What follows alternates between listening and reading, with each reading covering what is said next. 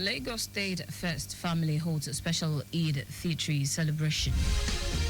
House of Representatives indict National Health Commission over 90 billion naira subsidy. On the foreign and China's military conducts live fire exercise in Taiwan's Strait to stimulate strikes on key port and energy facilities. In sport, Nigerian defender Olaino emerges English FA Cup's top dribbler. Now the details. I am Taiwo Baruwa.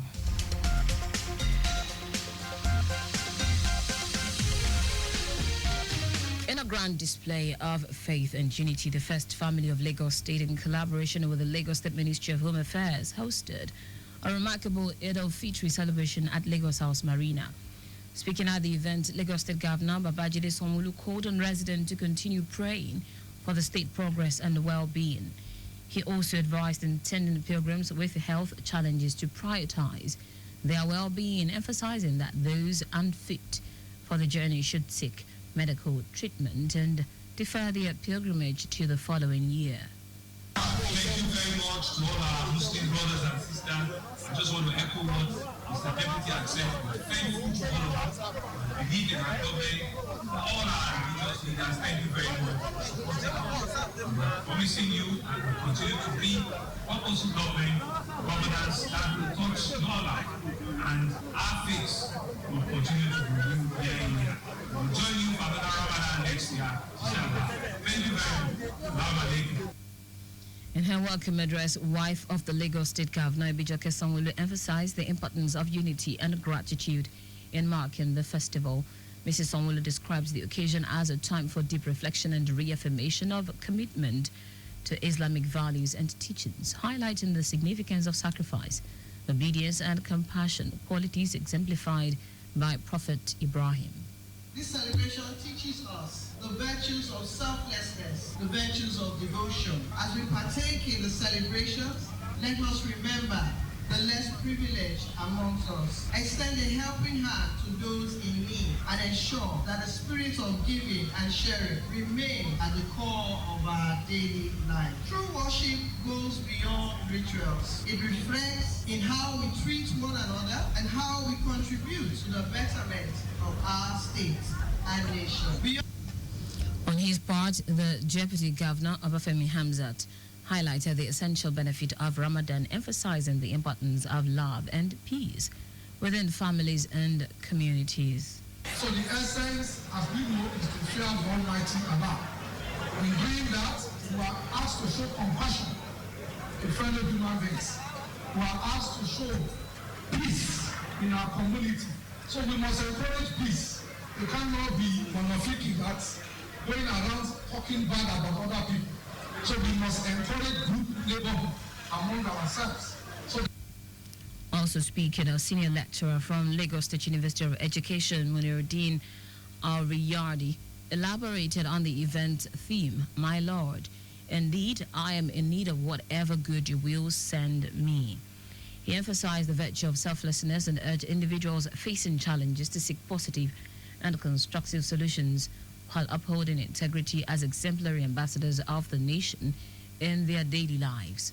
The event brought together a diverse gathering, including religious leaders, government officials, civil servants, and members of the public. The Lagos State government, in partnership with Enterprise NGR under the platform of the Lagos International Financial Center, LIFC, has called on foreign and local investors to support a partnership for the establishment of an international financial center in Lagos to drive economic and financial growth.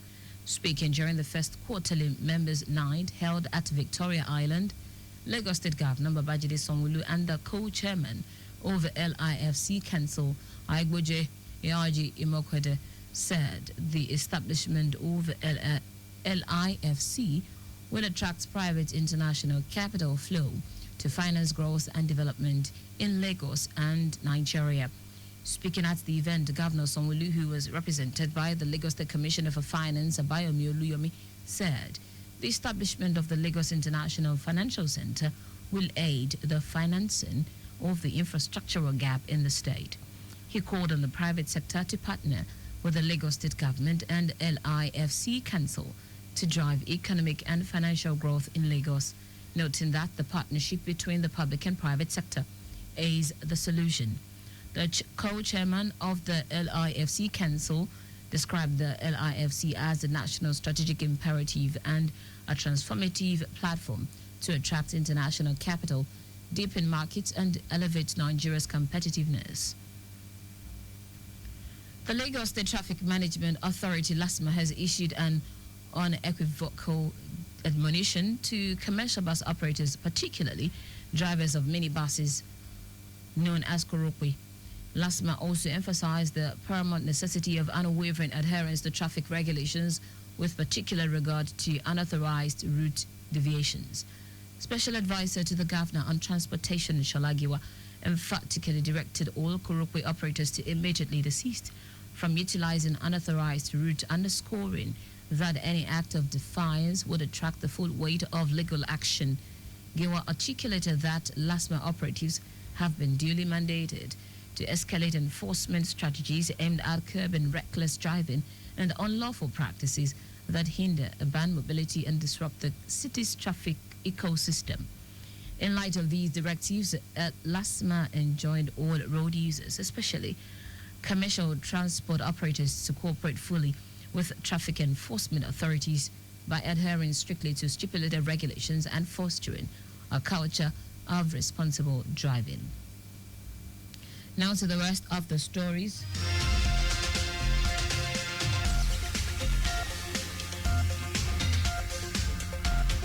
The House of Representatives Ad Hoc Committee investigating the National Hajj Commission of Nigeria over the 2024 Hajj exercise has found the commission guilty of several infractions.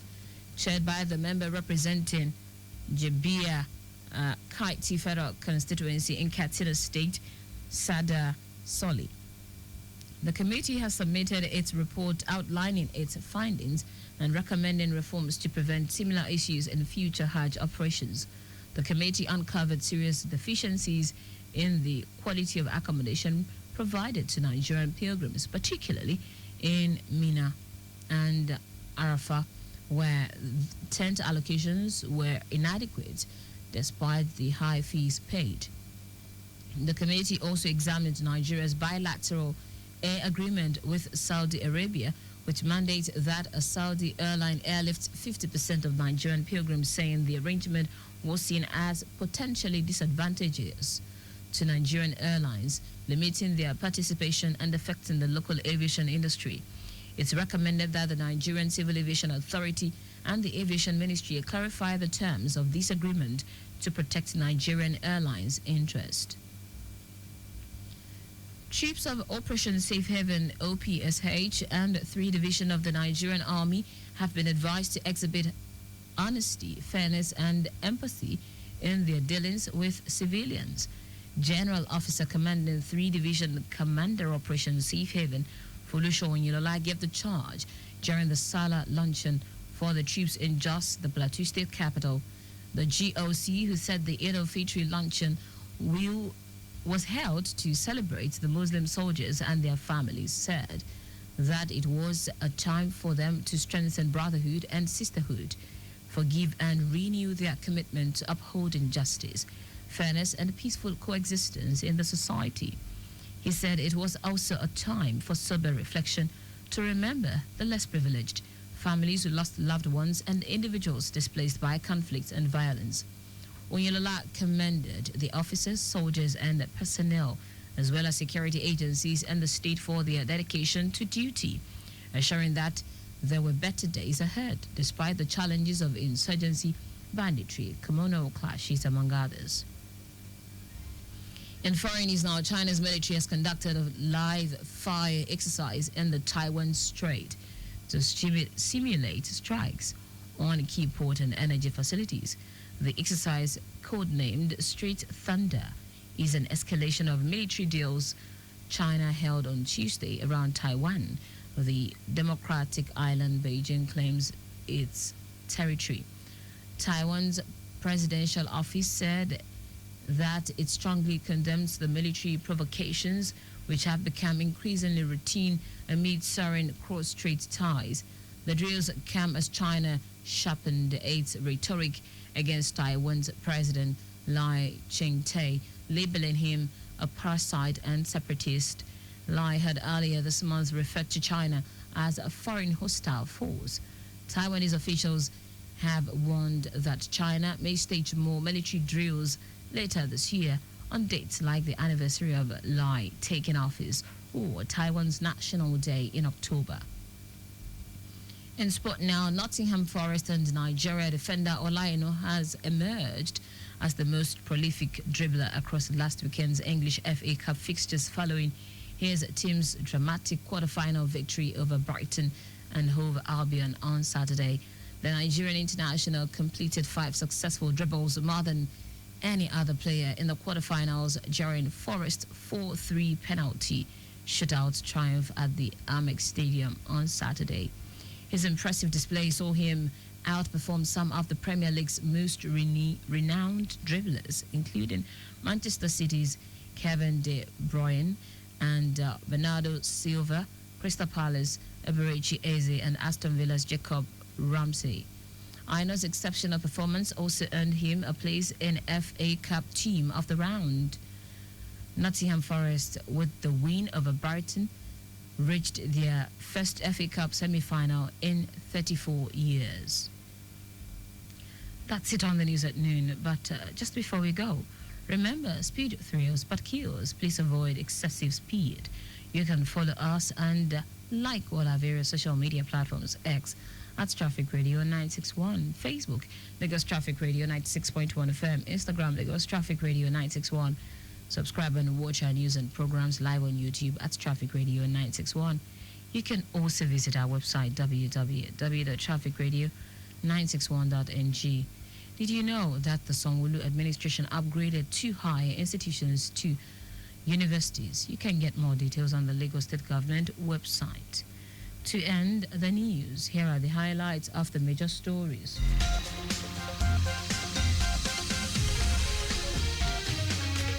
In a grand display of faith and unity, the First Family of Lagos State, in collaboration with the Lagos State Ministry of Home Affairs, hosted a remarkable Eid al-Fitr celebration at Lagos House Marina.